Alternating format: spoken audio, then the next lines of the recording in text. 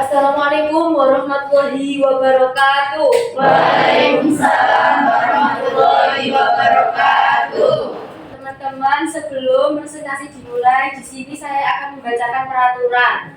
Yang pertama, tidak boleh berbicara. Yang kedua, tidak boleh main HP sendiri. Yang ketiga, teman-teman wajib mendengarkan materi yang telah disampaikan oleh Dea dan Istiana. Hargai teman kita yang sedang berpresentasi. Setuju? Setuju. Oke, baik. Saya akan memulai. Puji syukur kehadirat Allah Subhanahu wa Ta'ala yang telah memberikan rahmat serta hidayahnya kepada kita semua, sehingga kita bisa berkumpul pada pertemuan kali ini dengan sehat walafiat. Amin amin ya robbal alamin. Tak lupa salawat serta salam semoga tetap tercurahkan kepada junjungan kita Nabi besar Nabi Muhammad SAW. Sebelumnya perkenalkan, nama saya Citra Nurika Pratiwi sebagai moderator yang akan memandu jalannya diskusi pada pertemuan kali ini. Tak lupa saya ucapkan terima kasih yang sebesar-besarnya kepada dosen pengampu kita yaitu Ibu Ika Dian Rahmawati SPD MPD yang telah memberikan kesempatan kepada kelompok 5 untuk melakukan presentasi pada pertemuan kali ini. Dan tak lupa juga saya ucapkan kepada teman-teman sekalian terima kasih yang sebesar-besarnya yang sudah hadir dalam kelas kali ini. Silakan untuk kelompok 5 bisa memperkenalkan diri terlebih dahulu. Baik, tanpa salam, perkenalkan nama saya Dea Aya Mustina. Di sini saya sebagai penyaji 1. Selanjutnya saya Jahari Suro sebagai penyaji 2. Baik, di sini kelompok 5 akan melakukan presentasi yang berjudul Siswa Berkesempatan untuk Mengembangkan Tindakan Moral Melalui Pendidikan Karakter. Materi pertama akan disampaikan oleh Dea. Waktu dan tempat dipersilahkan. Nah, baik, kelompok kami di sini akan membahas tentang siswa berkesempatan untuk mengembangkan tindakan moral melalui pendidikan karakter. Mungkin dari teman-teman ada yang sudah tahu dan memahami judul yang ada di sini akan membahas tentang apa? Silakan tanda tangan. Tentang moral. Baik, ada lagi? Tinggal laku. Berlaku. Nah, baik, di sini kami akan membahas tentang bahwa pendidikan karakter adalah memberi peluang kepada siswa untuk melakukan perilaku moral yang baik. Nah, ini berarti siswa tidak hanya mengetahui tentang akademis saja, akan tetapi siswa dapat memahami, menerapkan dan menginternalisasi nilai-nilai moral yang ada di kehidupan sehari-hari. Contohnya kayak kejujuran. Mungkin ada lagi yang tahu tindakan moral, menghormati, bagaimana siswa tersebut dapat melakukannya dalam kehidupan sehari-hari. Pendidikan karakter juga memberi bantuan kepada siswa untuk menjadi individu yang bermoral baik dan mengembangkan kepribadian siswa melalui moral dan etika.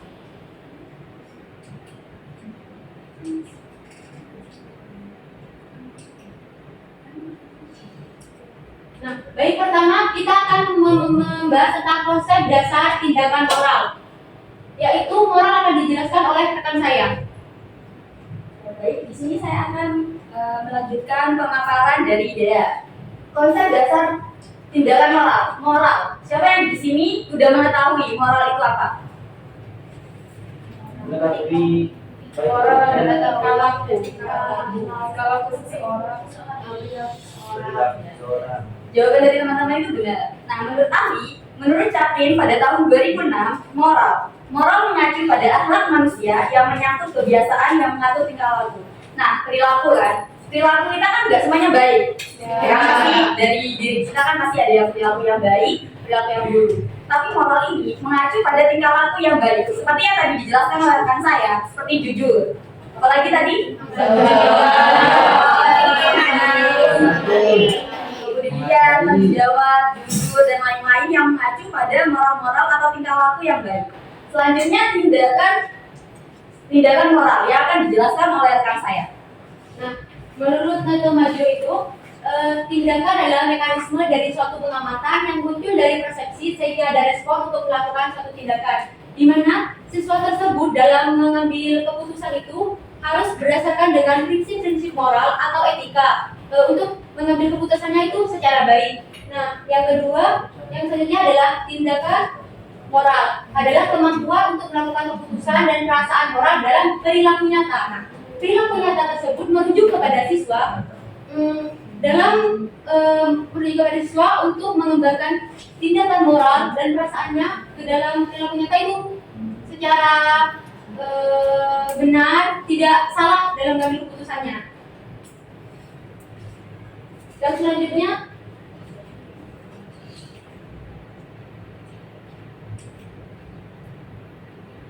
yaitu pentingnya tindakan moral dilaksanakan di sekolah. Nah, pembahasan yang akan kami sampaikan yaitu manfaat dari pentingnya tindakan di sekolah. Tindakan moral penting di sekolah karena penting sebagai fondasi di mana siswa dalam perkembangannya dan juga menciptakan lingkungan pendidikan yang baik.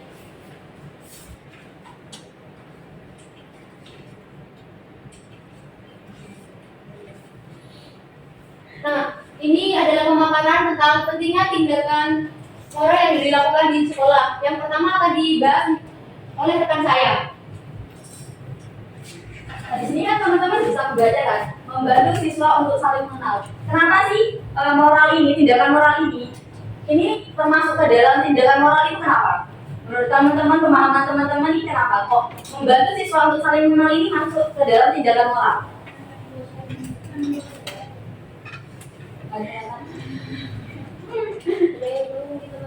Ya tahu mungkin dari kan tadi udah dijelasin tindakan moral itu apa. Nah, disangkut pautin sama membantu siswa untuk saling mengenal. Karena di sini kan berinteraksi kan butuh etika, butuh ada bagaimana cara menyampaikan sesuatu hal dengan sopan dan yang diajarkan itu nyambung, paham dengan apa yang kita bicarakan. Jadi ya harus beretika juga. Nah, membantu siswa untuk saling mengenal. Nah, biasanya kan kalau anak-anak zaman sekarang kan ya tindakan moralnya itu kan kurang. Kalau misalkan salah satu contoh dari moral itu kepedulian. Nah, misal ada teman kita yang jatuh atau teman kita yang mengalami kesusahan. Nah, dia bukan teman kita, jadi kita nggak mau menolong gitu. Nah, jadi lebih baik kita untuk lebih menerapkan sikap moral ini, kita harus mengenal satu sama lain. Kan apalagi di lingkungan prodi kita gitu kan kita keluarga. Jadi kita harus mengenal satu sama lain. Jadi untuk menekankan tindakan moral ini, kita harus saling mengenal satu sama lain agar kita dapat membantu teman kita dengan tadi yang Arin katakan dengan etika-etika yang benar. Selanjutnya akan dijelaskan oleh rekan saya. Yang kedua adalah mengajarkan siswa untuk saling menghormati, menguatkan, dan peduli. Mungkin dari teman-teman ada yang tahu kenapa harus diajarkan saling menghormati, menguatkan, dan peduli? Karena itu termasuk nilai moral. Lagi ada yang mau menambahkan?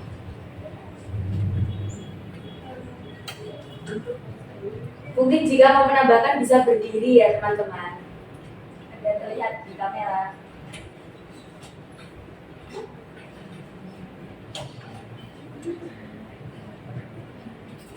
Nah, baik mengajarkan siswa untuk saling menghormati, menguatkan, dan peduli. Dengan menerapkan nilai-nilai tersebut, siswa itu dapat saling mengenal satu sama lain. Nah, dengan mengenal satu sama lain itu menuju kepada siswa dapat mengembangkan empatinya.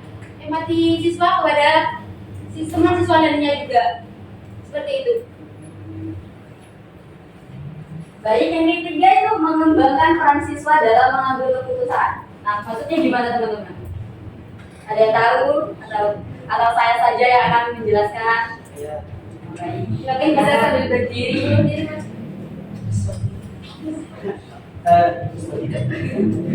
Menurut saya mengembangkan peran siswa dalam mengambil keputusan itu kenapa disebut moral? Tadi kan dijelaskan moral itu kan suatu pemikiran untuk kita memilih mana yang baik dan mana yang buruk. Jadi mengambil keputusan kan harus secara secara lebih baik atau bagaimana untuk mempertimbangkan bagaimana kedepannya apakah itu baik atau buruk. Nah, benar kata Ramzi. Ya, silakan. Nah, menggambarkan peran siswa dalam mengambil keputusan.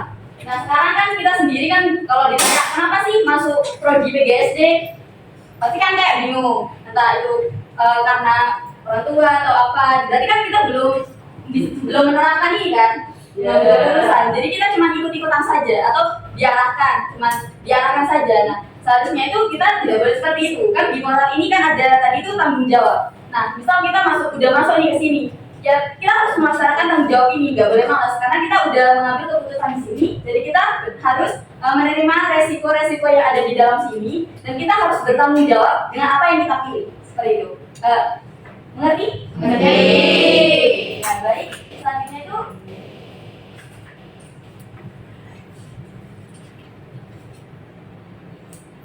strategi guru dalam mengaplikasikan tindakan moral akan dilanjutkan oleh rekan saya. Nah, strategi guru dalam mengaplikasikan tindakan moral, di mana di sini akan membahas tentang program guru dalam membuat program mingguan, bulanan atau semesteran yang terkait dalam aplikasi tindakan moral kepada siswa.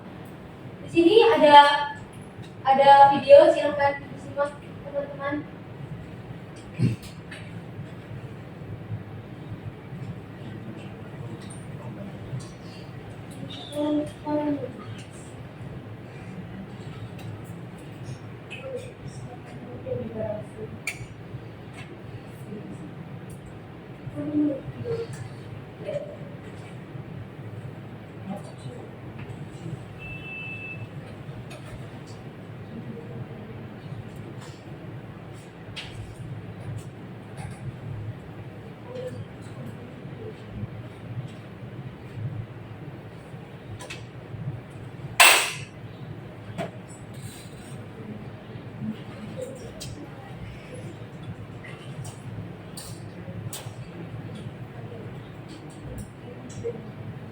Mungkin ingin mendengar suaranya itu kan sudah dikirimkan di grup. Mungkin teman-teman lihatnya.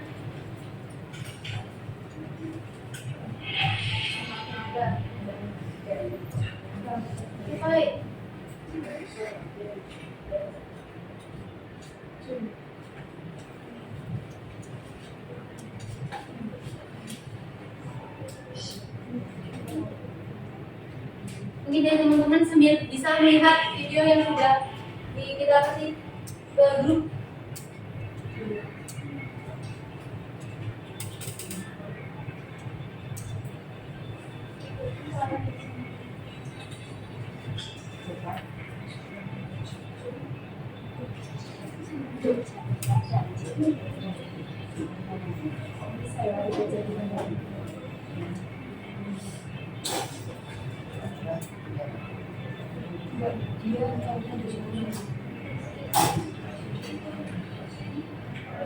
Bisa dilihat teman-teman di mungkin bisa volumenya dibesarin, yang videonya bisa dibesarin.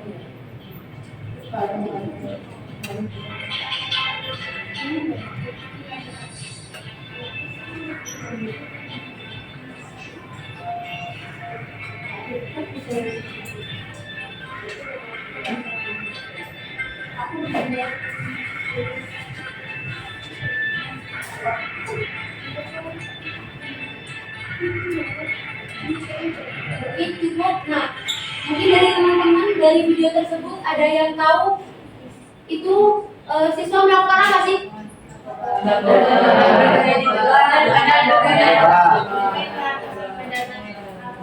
Nah, agar setelah melihat video tersebut, guru bisa membuat program sebuah penilaian moral tentang narkoba untuk siswa SD itu tidak melakukannya.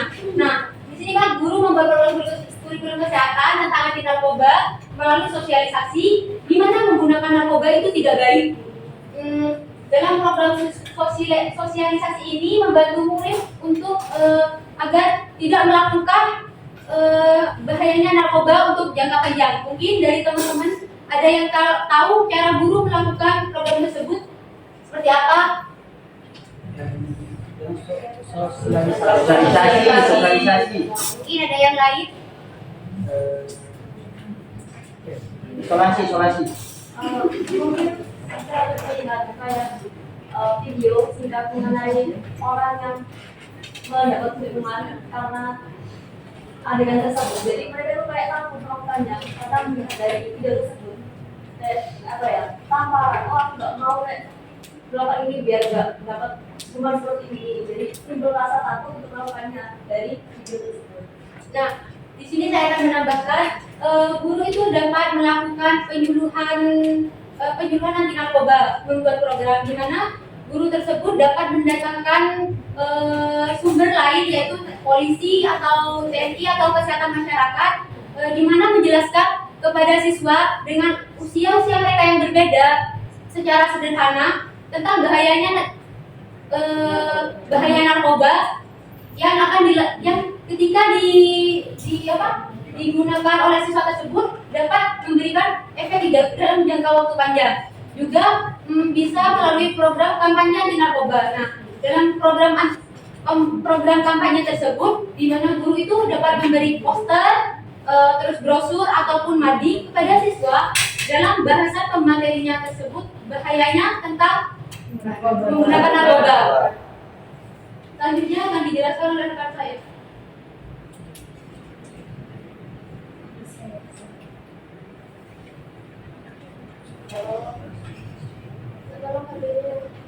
Tolongnya teman-teman dengarkan sendiri, soalnya volumenya agak bisa didengarkan dulu. Jadi mungkin suaranya bisa dikerasin.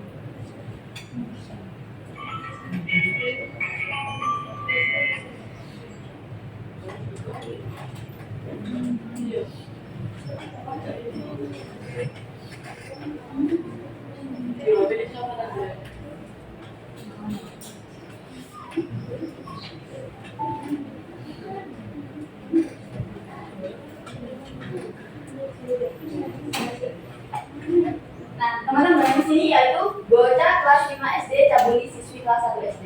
Menurut teman-teman ini moral yang baik apa Bu? Kenapa bisa begitu? Jadi anak SD ini belum menerapkan moral dalam kehidupan sehari-hari ya. Biasanya teman-teman kan mikir kayak, loh ini kok anak SD, kenapa kok diajari tentang seks? Gitu kan? Biasanya kan seks itu kayak berkaitan dengan hal-hal yang dewasa. Nah, yang biasanya yang lihat ya hanya orang dewasa gitu kan. Sebenarnya seks itu bukan hanya untuk orang dewasa. Seharusnya anak SD ini juga harus diajari hal-hal dewasa agar nantinya tuh tidak terjadi hal seperti ini. Ya masa anak SD TK ini loh bisa mencabuli adik kelasnya, apalagi nanti gede gitu kan. Nah, kalau yang tadi itu dia kan menjelaskan kalau hal ini bisa dilakukan melalui sosialisasi atau tentang aparat-aparat yang berwenang gitu kan. Nah, kalau ini itu kalau program ini yaitu program yang mengajarkan pantangan dan mendorong atau mempromosikan dalam pendidikan seks. Itu nggak harus aparat yang berwenang, baik orang tua, guru itu baik menurut saya harus gitu. Kenapa? Biasanya kan anak-anak apalagi perempuan gitu kan sering dilecehkan oleh teman laki-lakinya dengan alasan tidak sengaja kesenggol banyak, tapi dia perempuan ini tidak berani speak up karena merasa malu, padahal aslinya nggak boleh. Kita harus melawan itu semua. Sekarang ini banyak anak atau guru-guru TK ya sudah menerapkan kayak hal-hal sensitif yang ada di tubuh kita, baik perempuan maupun laki-laki, itu tidak boleh disentuh oleh orang lain. Itu yang boleh menyentuh itu hanya diri kita sendiri ataupun ibu. Jadi ayah kita sendiri itu tidak boleh menyentuhnya. Menurut teman-teman nih, kenapa? Kan itu ayah kita sendiri ya. Kenapa kok nggak boleh menyentuh? Mungkin ada yang soalnya yang kayak soal ayah yang bahasa anaknya sendiri kan nggak ada banyak kemungkinan. Ya sekarang kan banyak berita ya bahwasanya ayah kita sendiri itu melecehkan anaknya sendiri gitu, anak kandungnya itu dilecehkan. Jadi alangkah baiknya anak-anak kita nantinya diberi wawasannya, nggak usah terlalu dalam, dasarnya aja bahwasanya kalau bagi perempuan dada dan area sekitarnya yang sensitif ini tidak boleh disentuh. Kalau laki-laki pun juga. Nah, dari sini juga yang penting yaitu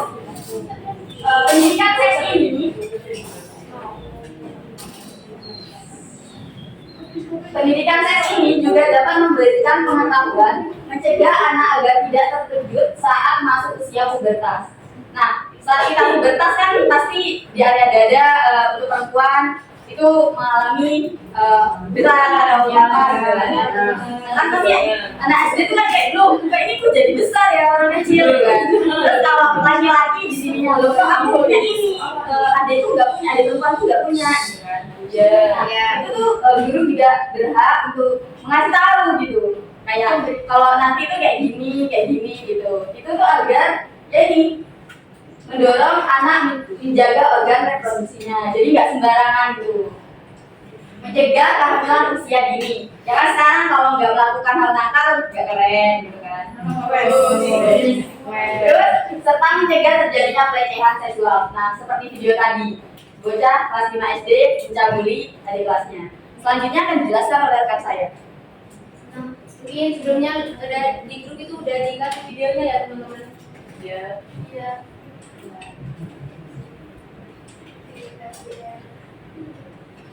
Nah, kan di sini berbakti kepada orang tua dan guru.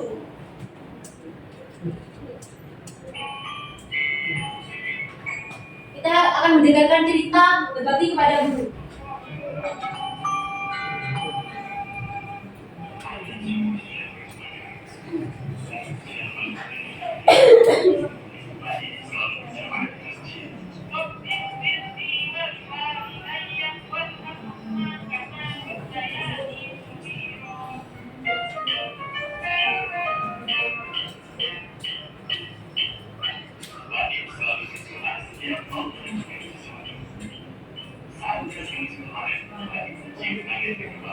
Nah, mencium tangan ketika berangkat sekolah. Membungkukkan badan ketika melewati guru yang ataupun orang tua yang lebih tua. Ya. Nah, sudah cukup mendengarkan ceritanya. Kan dalam guru juga dapat membuat program. Nah, guru bercerita sebagai pengajar moral. Nah, karena kan siswa itu suka kan dikasih cerita ataupun video tentang tindakan moral. Nah, cerita melatih anak menjadi peka dan mengasah daya ingat. Dengan bercerita juga, kan siswa dikasih cerita tuh kepada guru mengasih cerita kepada siswa. Kan siswa dapat mengaitkannya dalam kehidupan sehari-hari. Dalam mengaitkannya ke dalam kehidupan sehari-hari itu bisa siswa dapat menerapkannya dalam kehidupan sehari-hari mereka. Ya, di sini kan guru itu harus mengemas ceritanya yang bersifat mendidik. Maksudnya kan guru memberikan cerita-cerita tentang gimana mengamati, mungkin ada yang lain. Nah, lagi dengan bercerita tersebut anak siswa tersebut dapat langsung menerapkannya dalam kehidupan sehari-hari. Kan cerita itu apa ya? Asik. Nah, seperti itu teman-teman.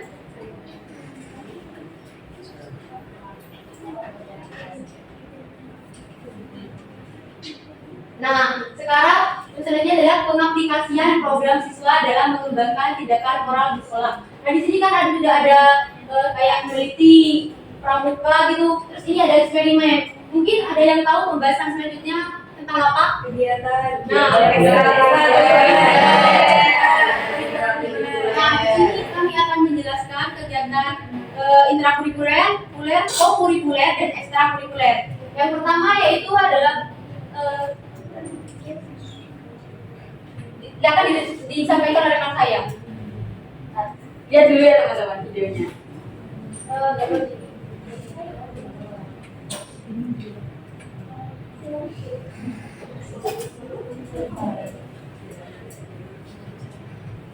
Nah, di sini tuh melakukan fotosintesis teman-teman. Di mana guru itu memberikan materi tentang fotosintesis, tentang eksperimen fotosintesis.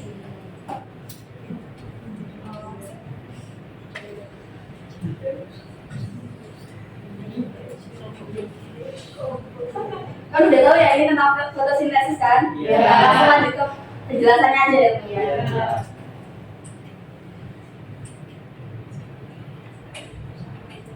kegiatan intrakurikuler. Siapa yang tahu kegiatan intrakurikuler?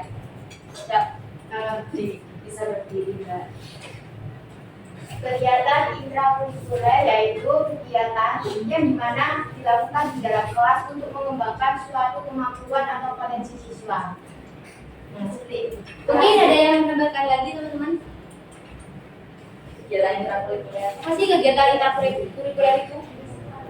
Mungkin dari teman-teman di SMA-nya pernah ada kegiatan intrakurikuler. Baik, kegiatan intrakurikuler ini benar yang disampaikan oleh Agil tadi. Kegiatan ini itu berlangsung di dalam kelas. Seperti tadi kan fotosintesis. Nah, kegiatan intrakurikuler ini sangat membutuhkan panduan oleh guru. Jadi kan guru menyampaikan dulu materinya. Kegiatan intrakurikuler ini kayak gini loh teman-teman. KBM, kegiatan belajar mengajar.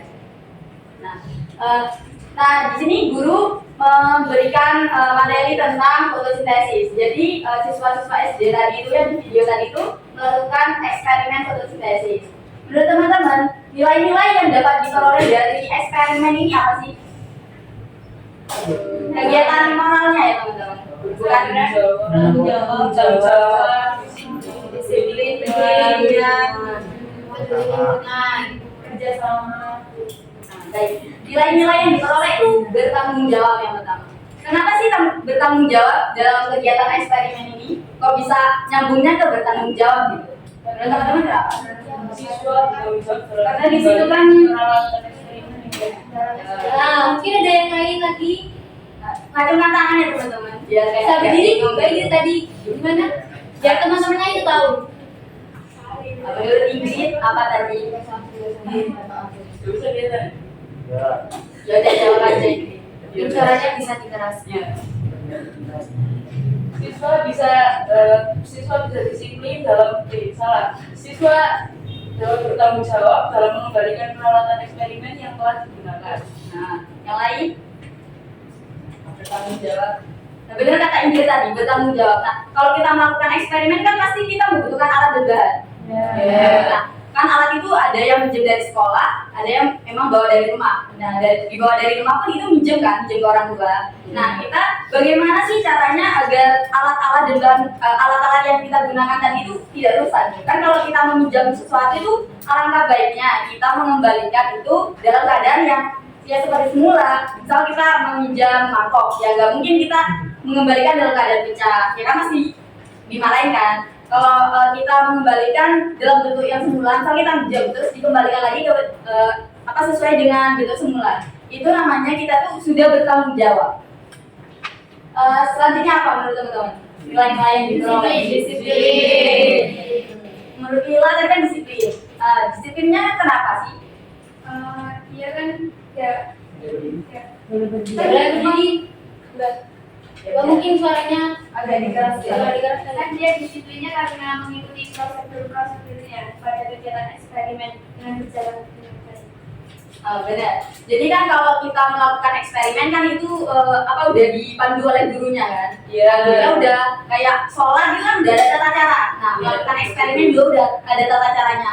Misal yang pertama kita itu mencuci. Terus yang kedua itu menyiapkan. Gak mungkin kita yang langkah-langkah kelima ditaruh ke atas. Itu kan gak mungkin. Nah, dalam disiplin ini kita tuh seperti mengikuti prosedur yang ada.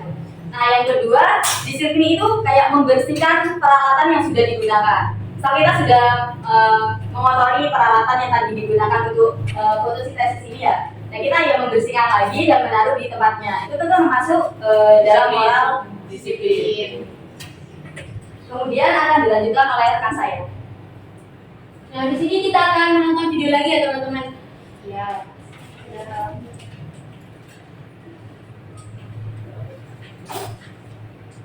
Nah, di sini videonya tentang membersihkan lantai. Siswa memisahkan sampah berat basah dan kering.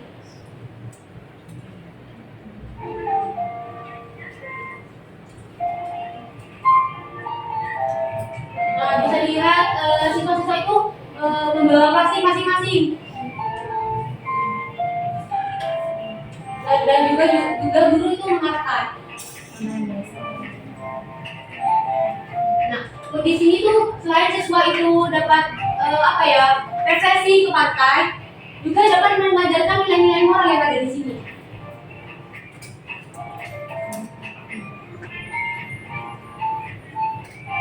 Nah, mungkin cukup ya teman-teman. Sini akan mungkin dari sini sudah melihat videonya. Kegiatan apa sih ini? Mungkin ada yang tahu? Nah, di sini adalah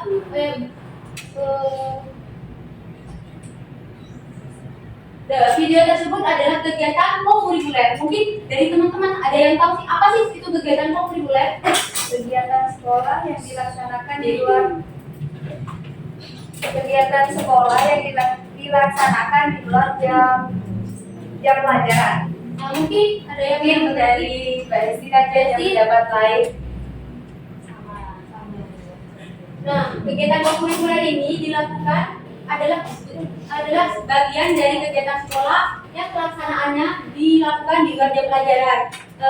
Tujuan dari kegiatan kokurikuler ini membantu siswa lebih memahami tentang materi yang ada di intrakurikuler. Di sini kan tadi adalah bakti sosial mengunjungi pantai, di mana guru itu mengarahkan kepada siswanya membersihkan pantai bersama-sama kan. Terus dari video yang tersebut mungkin nilai-nilai apa sih yang diperoleh dari bakti sosial mengunjungi pantai? Tanggung jawab. Nah, mungkin yang pertama yaitu adalah tanggung jawab. Mungkin kenapa sih tanggung jawab itu bisa mengambil dari bakti sosial mengunjungi pantai? Gimana ya? Mungkin bisa berdiri. Ayo. Mungkin ada yang berpendapat. Mungkin kenapa sih dapat ada tanggung jawab bisa mengajarkan tanggung jawab saat bakti sosial mengunjungi pantai? Di sini semua bisa berpendapat ya teman-teman. Jadi yang mau berpendapat silahkan berdiri, tidak usah sungkan-sungkan. Bagian tengah mungkin dari tadi kan yang jawab ya bisa berdiri. Tanggung jawabnya yang ada di situ tuh nilainya di mana siswa bisa bertanggung jawab dengan tugasnya seperti kayak kan suruh milih sampah kering sama sampah basah kan. Nah, dan di situ tujuannya agar pantai bersih. Nah, yang pertama kan itu adalah tanggung jawab. Di mana apa sih yang guru berikan kepada siswanya itu tadi? Guru mengarahkan apa? Bisa diulangi lagi tadi yang saya jelaskan. Guru mengarahkan apa sih kepada siswa itu sehingga dapat ada tanggung jawab? Nah,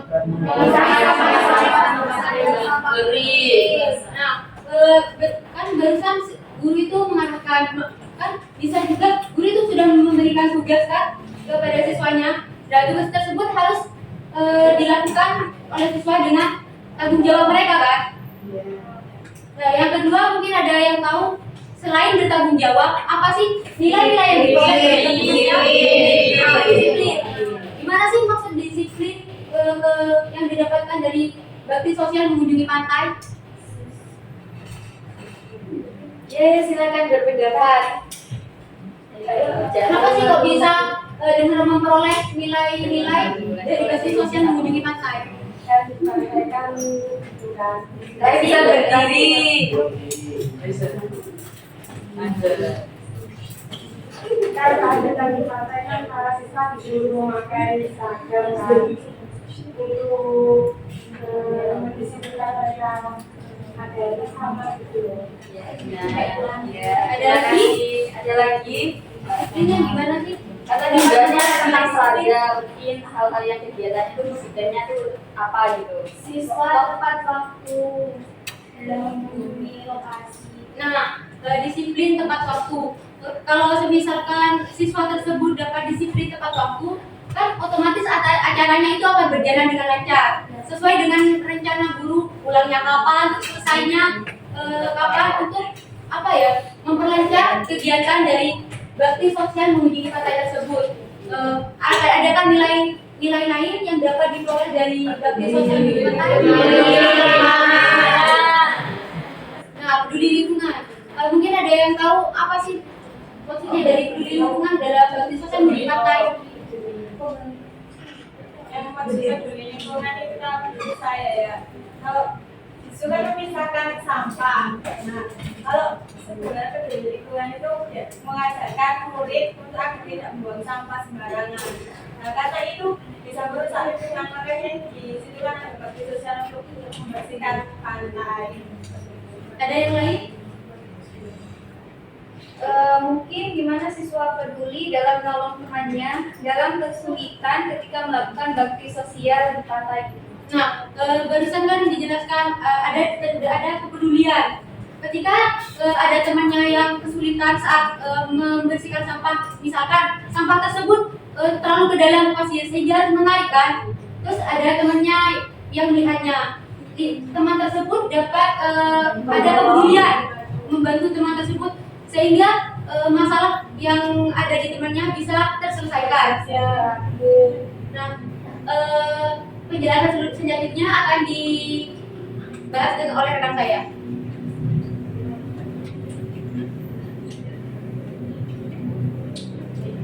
Silakan dilihat teman-teman. Nah, ini kan membantu tenda ya, pramuka. Pasti teman-teman udah tahu kan dari Instagramnya. Ya. Ini udah lihat ini baru tenda. Kalian mau tenda? Nah, membangun tenda. Nah, kegiatan ekstrakurikuler. Kegiatan ekstrakurikuler kan udah gak asing ya di telinga kita.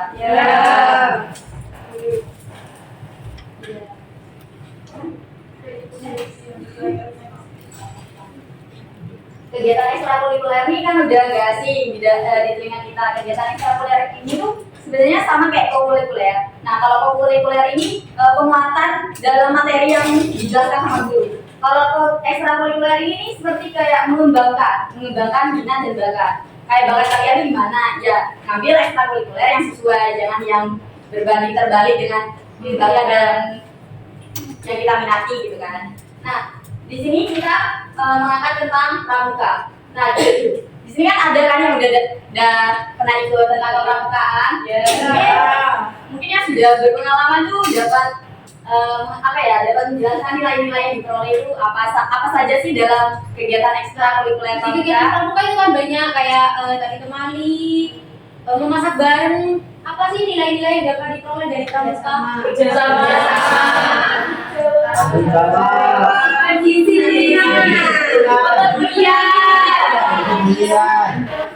Nah, banyak sekali kan nilai-nilai yang diperoleh.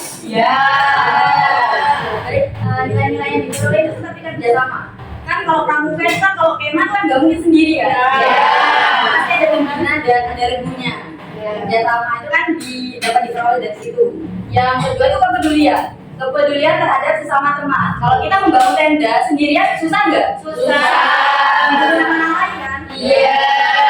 Kita kan selalu sosial ya. Kita peduli sama orang lain. Selain peduli terhadap teman, kita juga peduli terhadap kalau kemah kita di mana? Di luar atau di dalam? Di luar. Ini kepedulian terhadap lingkungan. Peduli terhadap lingkungan kan tadi udah dijelasin kan sama dia. Iya. Pengertian?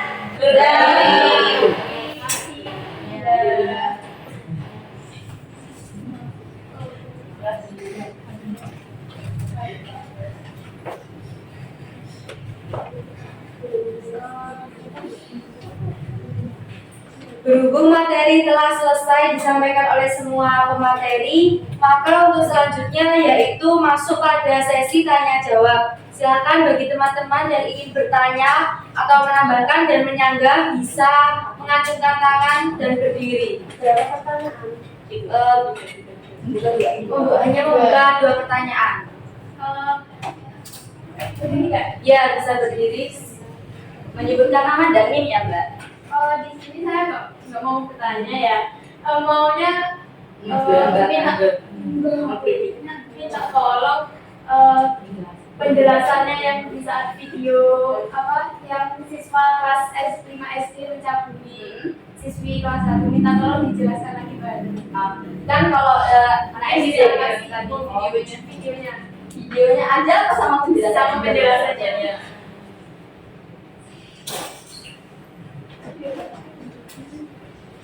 Mungkin yang ingin bertanya, menyanggah dan menambah bisa dipersiapkan ya. Jadi sini akan mengulangi bocah kelas 5 SD dan siswi kelas 1 SD. Menurut Mbak Lila ini pengertian yang saya paparkan tadi itu kurang jelasnya di bagian mana? Silakan.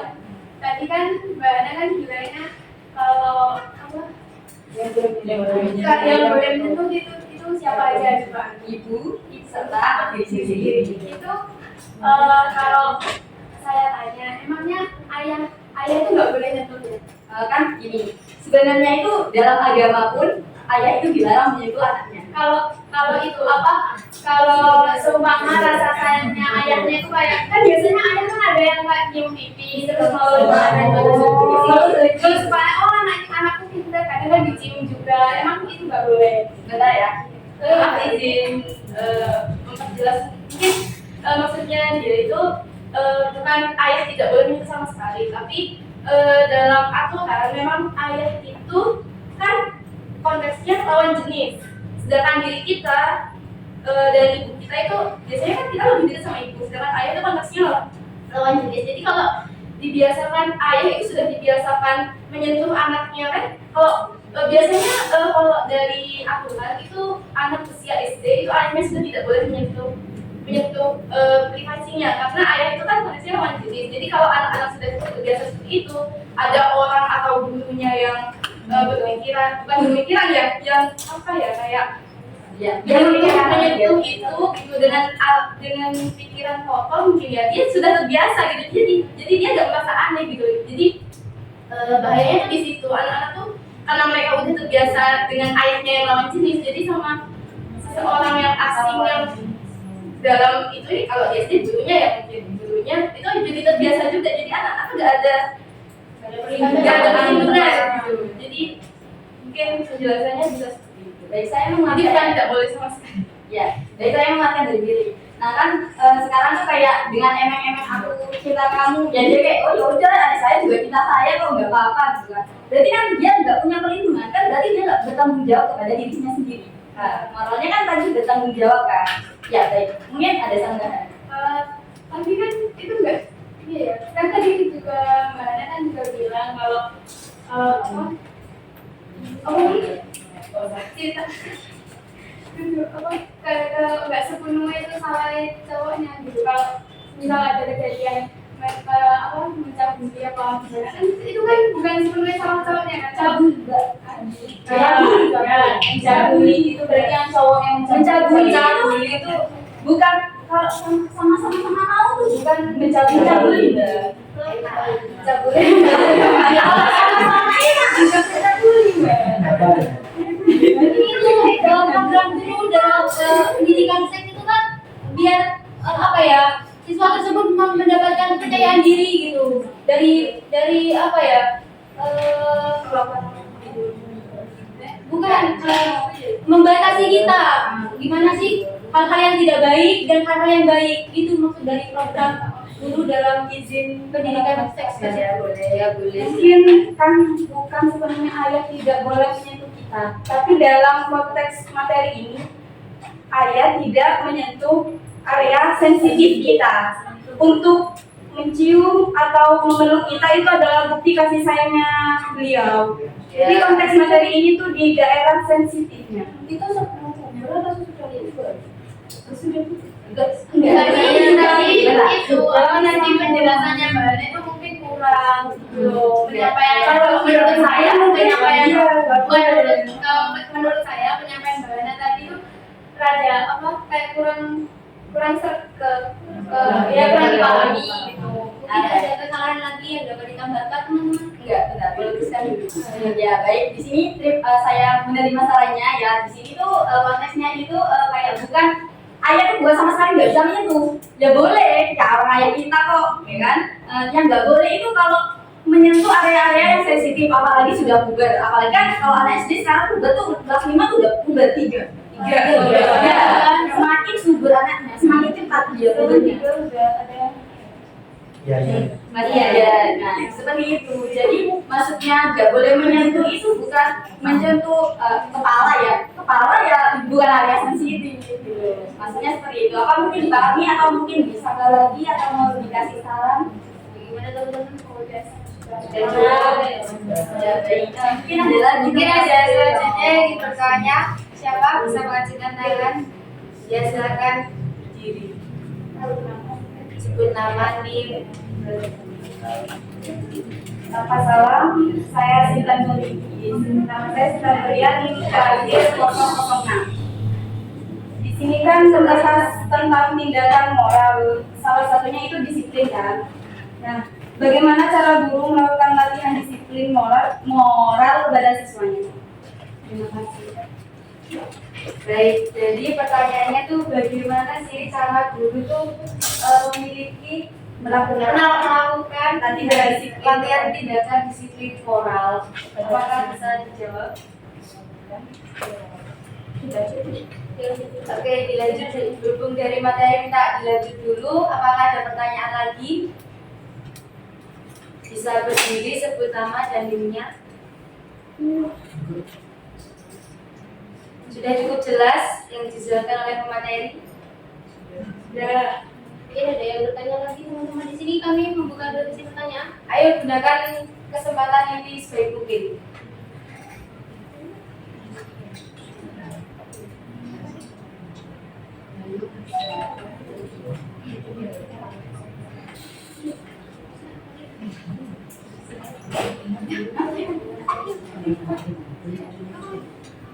Ya, ayo. Ini Mas.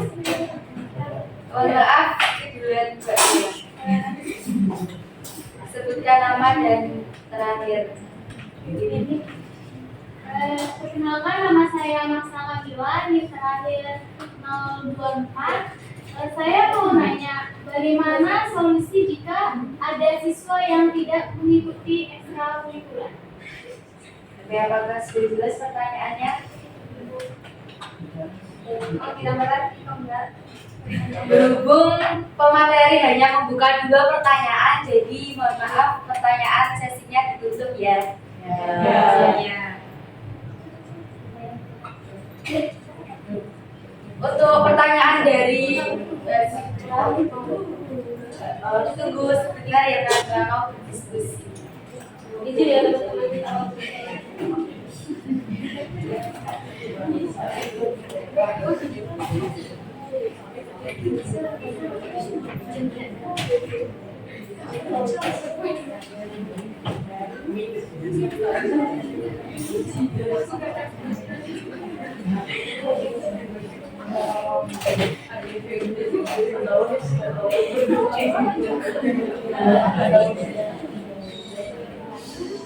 Mohon maaf, sesuai dengan peraturan yang telah kita setujui tadi, teman-teman kan sudah setuju semua kan? Ya. Kalau ada peraturan itu harus dipatuhi. Ya, pintar sekali.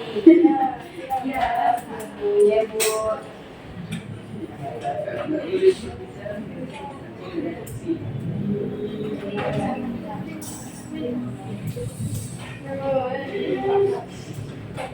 Aku yakin.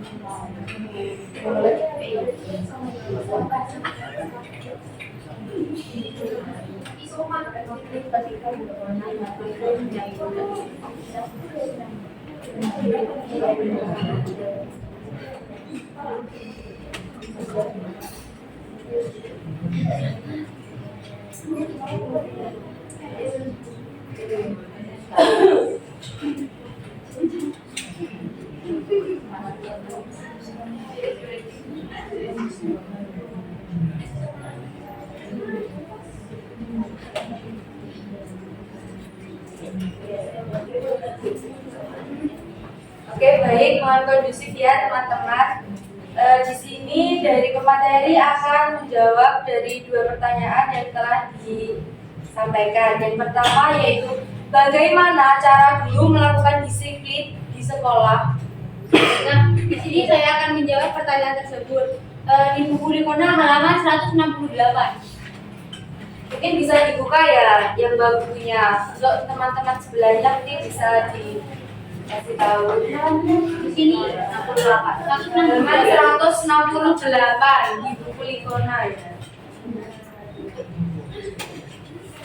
Nah, guru dalam melakukan latihan disiplin moral itu ada 4, di mana guru merencanakan kebijakan rasa moralitas mereka, yaitu hak dan kewajiban siswa untuk mengajarkan rasa hormat dan tanggung jawab kepada siswa, serta menjaga mereka menjadi dapat diperhitungkan ke dalam standar-standar perilaku. Yang kedua, pendekatan disiplin mereka yang meliputi pengaturan-pengaturan sebagai persiapan dari suatu yang lebih besar, usaha-usaha nyata yang mengembangkan komunitas moral yang baik di dalam kelas. Yang ketiga, guru harus membangun dan menjalankan konsekuensi di jalur pendidikan, yaitu mungkin ada yang tahu gimana sih membangun dan menjalankan konsekuensi di jalur pendidikan di halaman 169. Ada yang membantu membacanya? Ya, silakan. Maksudnya atau sistem yang dapat membantu para siswa menghargai tujuan-tujuan dari sebuah peraturan, membuat amandemen atau batasan dalam pencegahan sebuah penyimpangan, dan mengemban tanggung jawab dalam mengembangkan perilaku mereka. Nah, yang keempat yaitu guru harus menyampaikan rasa peduli dan hormat bagi setiap individu siswa dengan mencoba mencari penyebab masalah disiplin dan sebuah solusi yang dapat menolong para siswa menjadi seseorang yang sukses serta menjadi seseorang siswa yang dapat bertanggung jawab di dalam komunitas kelas. Mungkin Apakah diterima? Bisa diterima, terima kasih.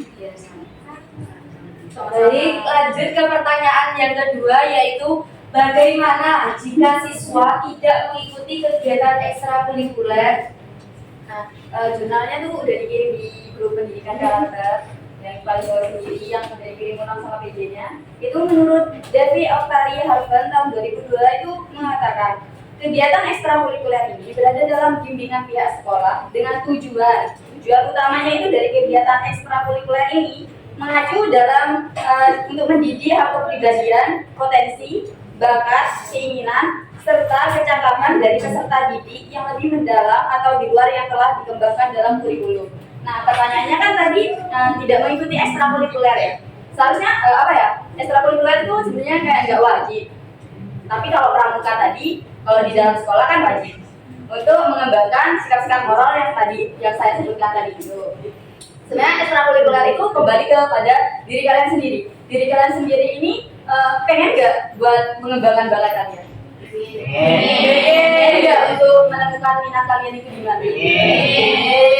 Itu kembali ke dalam diri kalian sendiri. Di sini saya hanya menjelaskan secara singkat pemaparan tentang ekstrakurikuler ini sendiri. Apakah bisa diterima? Bisa. Berhubung materi dari kelompok 5 sudah selesai dipaparkan dan pertanyaan juga sudah terjawab semua, maka saya sebagai moderator akan mengakhiri diskusi pada pertemuan kali ini. Saya ucapkan terima kasih kembali kepada Ibu Ika Dianarmawati, SPD MPD, dan teman-teman semua yang telah bergabung pada diskusi kali ini. Sebelum mengakhiri diskusi, saya akan memberikan sedikit kesimpulan, yaitu kelas yang berkarakter merupakan upaya untuk menciptakan kelas yang aktif dan kreatif.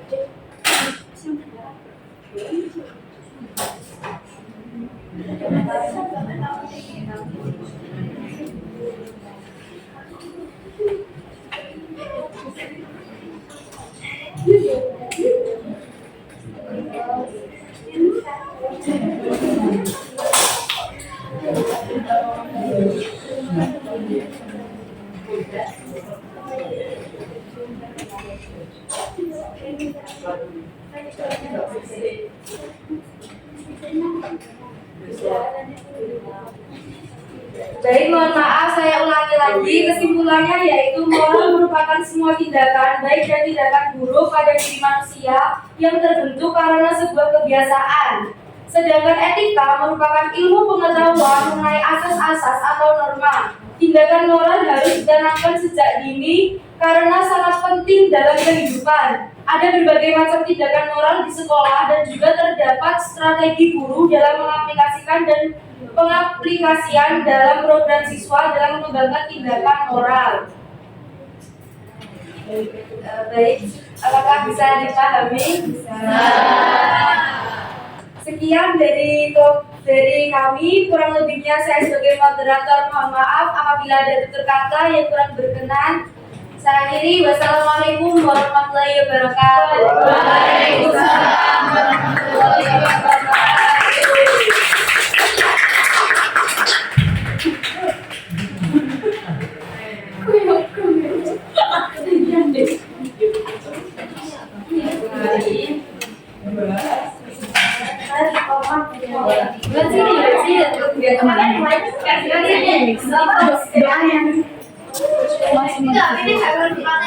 Doa mau video doa dulu, akhiri dulu.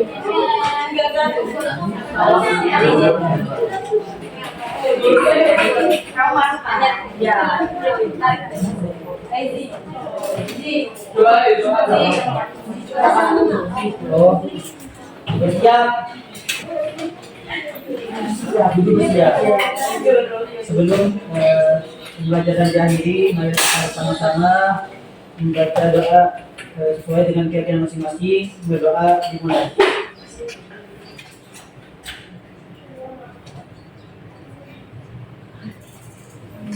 Doa selesai. Iya.